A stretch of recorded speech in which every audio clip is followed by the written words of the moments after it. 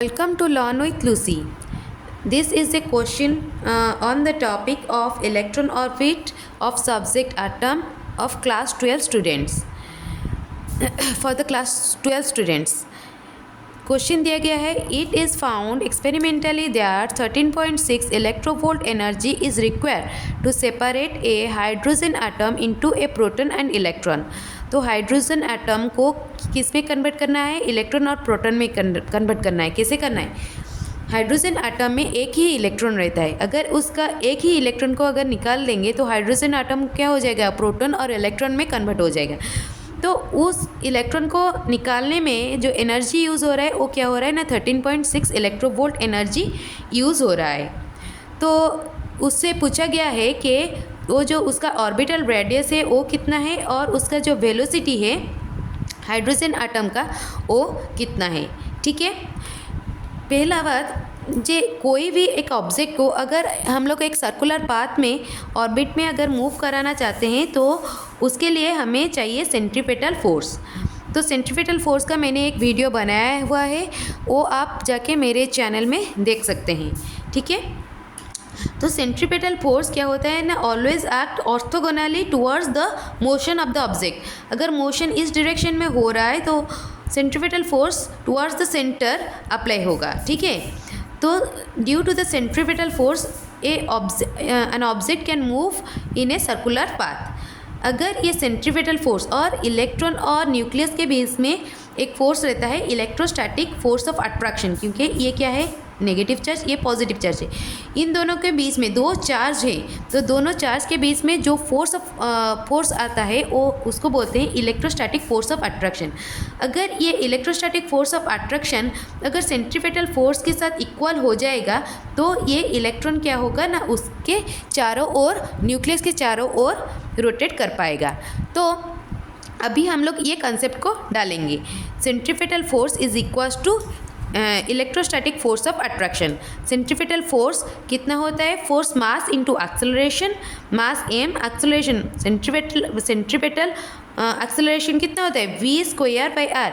इसको मैंने मेरे वीडियो में, मेरे चैनल में एक centripetal acceleration and centripetal force एक डिराइव किया है, एक वीडियो है, आप उसको जाके देख सकते हैं। तो वो क्या है? M we square by R. और electrostatic force of attraction according to the Coulomb's law कितना होता है? 1/4 pi epsilon naught Q1 Q2 by R square. तो Q1 Q2 मतलब ये भी दोनों चार्ज क्या होता है? इलेक्ट्रॉन प्रोटॉन का दोनों ही चार्ज सेम होता है, बस साइन उसका क्या होता है ना, ऑपोजिट होता है। अगर मैग्नीट्यूड लेंगे तो कितना होगा? E square divided by R square. ठीक है, ये हमने लिख लिया। तो अभी हमें क्या निकालना है ना, ये जो रेडियस है, हमें क्या क्या निकालना है? रेडियस निकालना है। दस the relation between the orbital radius and the electron velocity. Orbital radius और इलेक्ट्रॉन वेलोसिटी कितना हो जाएगा? आर इज इक्वल टू कितना हो जाएगा? ई स्क्वायर, ये क्या हो जाएगा? कट जाएगा ना, आर इधर आ जाएगा। ई स्क्वायर, ये वाला अगर कट जाएगा, आर इधर आ जाएगा, आर इस तरफ आएगा तो ऊपर रहेगा। E square by 4 pi epsilon naught, इधर ये क्या हो गया? मल्टीप्लाई हुआ है, इस टाइप इधर आएगा तो डिवाइड हो जाएगा, एम वी स्क्वायर। ठीक है, ये इतना बड़ा फॉर्मूला याद करना नहीं है, बस एक ही कंसेप्ट याद करना है। Electrostatic force of attraction is equal to centripetal force. Electrostatic force of attraction की जगह पे हम लोग क्या अप्लाई करेंगे? कूलम्स लॉ अप्लाई कर लेंगे। और force of attraction, electrostatic centripetal force कितना होता है? फोर्स कितना होता है? Mass into acceleration. और सेंट्रीपेटल एक्सेलरेशन ये याद रखना है, वी स्क्वायर बाई आर। बस इसको डाल देना है और जो भी निकालना है वो इस साइड पे लेना है, बाकी सबको दूसरी साइड पे लेना है। तो अभी हमें रिलेशन मिल गया। किसका रिलेशन मिल गया? ये क्या है ना, ऑर्बिटल रेडियस है और ये क्या है? इलेक्ट्रॉन वेलोसिटी है। दोनों का रिलेशन मिल गया। ठीक है, पर क्वेश्चन में क्या दिया गया है? क्वेश्चन में दिया है क्या है? टोटल एनर्जी, जो कि इलेक्ट्रॉन का जो एनर्जी है वो उससे अगर ज़्यादा होगा तो ही इलेक्ट्रॉन क्या होगा? निकलेगा। तो इलेक्ट्रॉन का एनर्जी क्या होता है? इलेक्ट्रॉन क्या करता है ना, मूव करता है। इसीलिए इलेक्ट्रॉन का क्या है? एक काइनेटिक एनर्जी है। इलेक्ट्रॉन का क्या है? एक काइनेटिक एनर्जी है। और एक क्या है? इधर क्या है, दोनों के बीच में क्या है, इलेक्ट्रोस्टैटिक फोर्स ऑफ अट्रैक्शन है ना, तो उसकी वजह से भी एक एनर्जी है, तो उसको क्या बोलते हैं, इलेक्ट्रोस्टैटिक पोटेंशियल एनर्जी। उसको हम लोग यू में रिप्रेजेंट करेंगे। ये क्या है, electrostatic potential energy, potential energy है, ठीक है ना। तो काइनेटिक एनर्जी इसको हम लोग क्या लिख सकते हैं, half m we square, half m we square हमें निकाला था अभी। एम वी स्क्वायर कितना था, 1/4πε0 ई स्क्वायर बाई आर था ना, तो कितना आ गया, ई स्क्वायर बाई 8πε0 आर। ये क्या आ गया ना, kinetic energy of electron, kinetic energy of electron.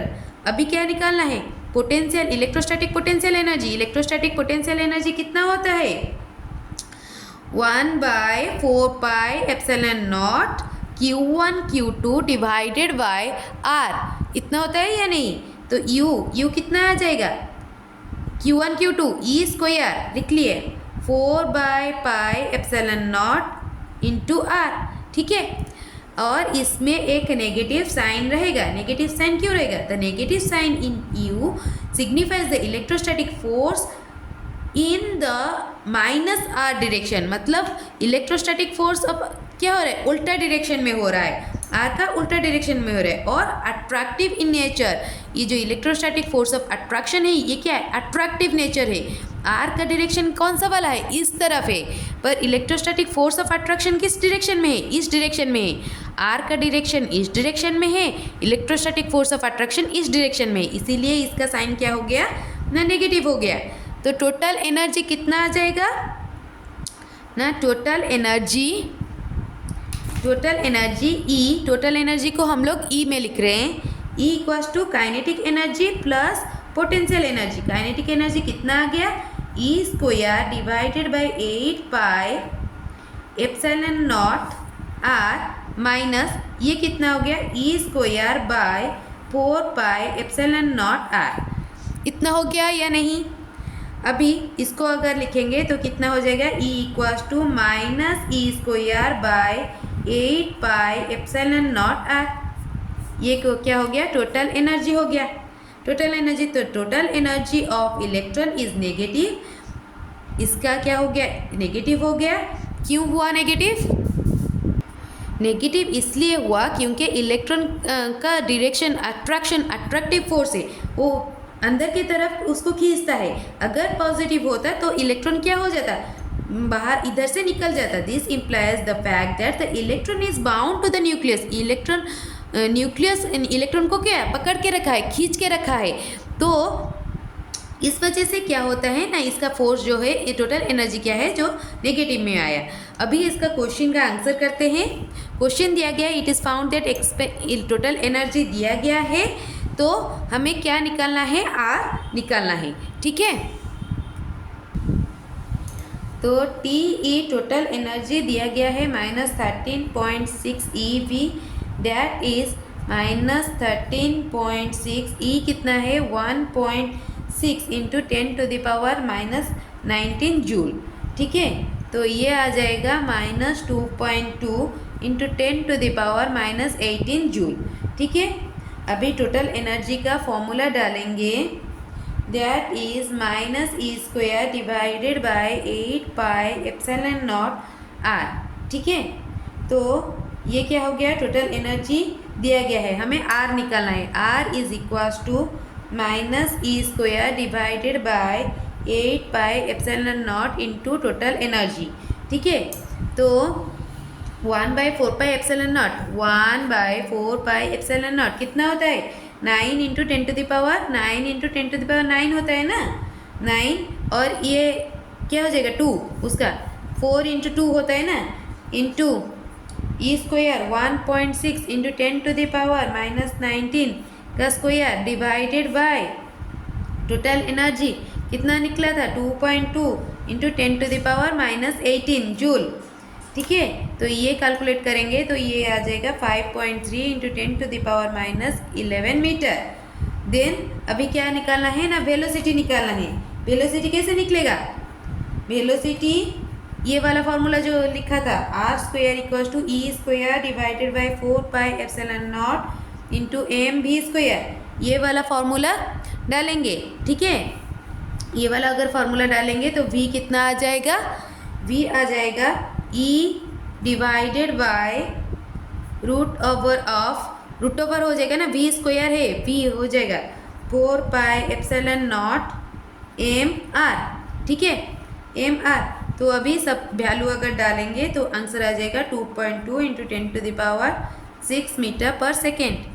ठीक है, अगर मेरा एक्सप्लेनेशन आपको समझ में आया, please like share and subscribe my channel and share it more to the class 12 student. Thank you so much for watching.